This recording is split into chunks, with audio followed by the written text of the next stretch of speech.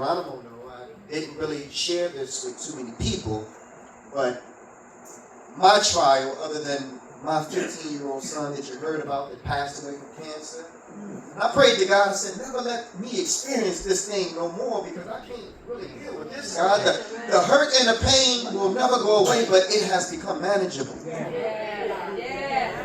what I didn't share with Hood and what I didn't share with Sister Carolyn is that the youngest son got into some trouble.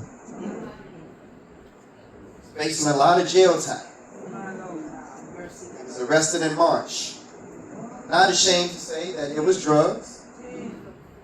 A lot of times we as parents, we want the best for our children, and we are out there telling people to put it down, and we out there telling people to stop killing, but sometimes in our own household, or sometimes what comes out of our own body, the branches from our own tree don't get the message.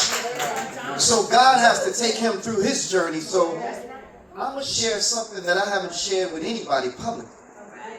I had to talk to God. He had to give me this thing because I couldn't even focus. I couldn't even go to work and focus on my job because I'm like, God, you did this to me again? You took away another son?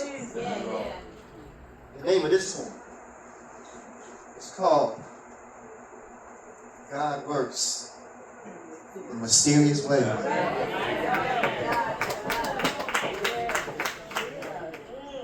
It was 5:25. I awoke from a dream at 5:25. I was in New York on tour. My wife lying right next to me, holding me, having no idea that I was awake. Eyes closed, processing this dream. And a poem being conceived in the womb of my mind, Mount Calvery. I felt like it was finally time for me to write about it.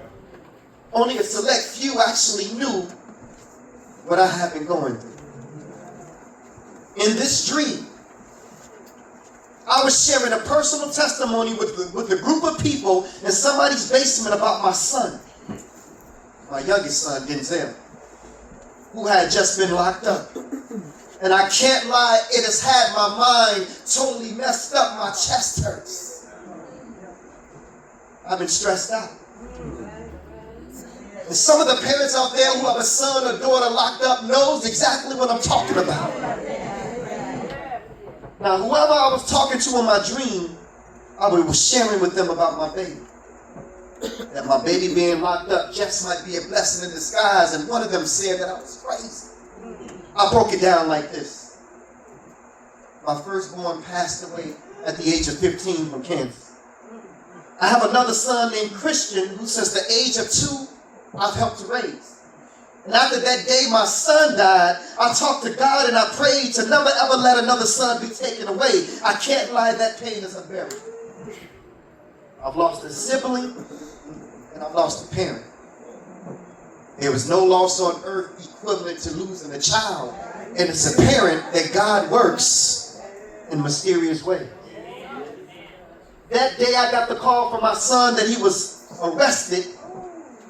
I really wasn't surprised. I sort of expected. See, he had been involved in selling drugs, and time after time I tried to get him to stop. But he thought that he was wise in his own eyes, and after the initial shock, it was embarrassing. It was all over the news at first. Then to see the social media posts and all the comments targeting my child, now that was the worst. They called him monster. He was charged with drugs and guns. Some said he deserved the electric chair. Others said, give that boy life, but man, that's still my son. And now he has to deal with the penalty of the law. It's a hard lesson, but now he knows that no matter how good a game plan is, it still has its flaws. I'm just so glad, y'all, that I didn't get the call to come and identify the body.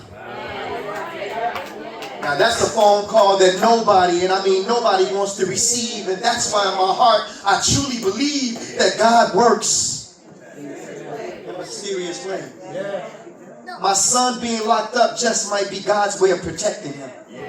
See, when I first got the call, y'all, things looked real grim. But being locked up wasn't my biggest fear. My biggest fear was somebody setting him up and killing him. That light seemed so dim. And God reminded me of just what I had asked him.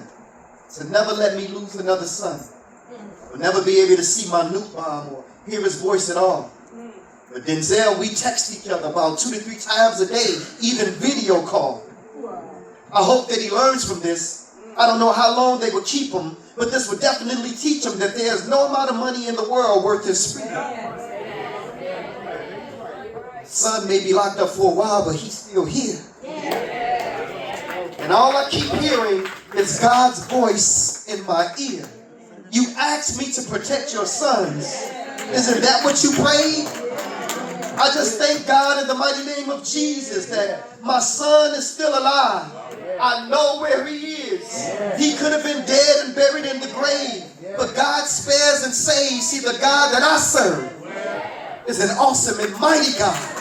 And he truly works in mysterious ways. Thank you so much, y'all. I love y'all. Thank you.